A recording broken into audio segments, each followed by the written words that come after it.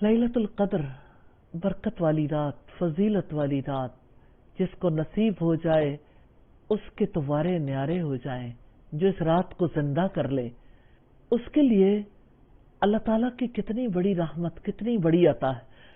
تحروا لیلۃ القدر فی الوتر من الاشہر الاواخر من رمضان۔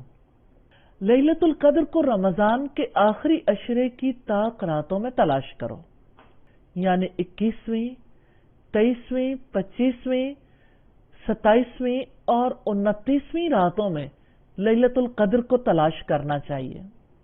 تلاش کرنے کا مطلب یہ ہے کہ ان 5 راتوں کو لیلۃ القدر کا ثواب حاصل کرنے کی نیت سے زندہ رکھنا چاہیے، اور زندہ رکھنا یہ ہے کہ تمام رات قرآن پڑھیں نوافل میں، اور ویسے تلاوت کریں، اور زبان کو اللہ کی تسبیح میں، استغفار سے تر رکھنے میں گزاریں۔ تو لیلۃ القدر میں نہایت خشوع و خضوع سے تعدیل ارکان کے ساتھ کھڑے ہو کر نوافل ادا کرنے چاہیے۔ لیلۃ القدر ایسے گزاریں گویا آپ اپنے رب سے باتیں کرتے ہیں، اور اللہ تعالیٰ کے محبوب کلمات کو زبان سے ادا کریں جو میزان کو بہت بھاری کرنے والے ہیں۔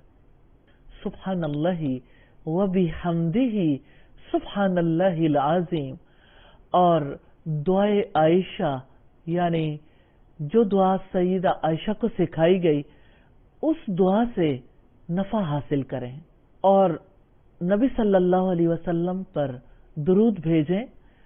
آپ صلی اللہ علیہ وسلم نے فرمایا جو مجھ پر ایک بار درود بھیجتا ہے، یعنی میرے لیے اللہ تعالیٰ سے رحمت طلب کرتا ہے، اللہ تعالیٰ اس پر 10 بار رحمتیں نازل کرتے ہیں۔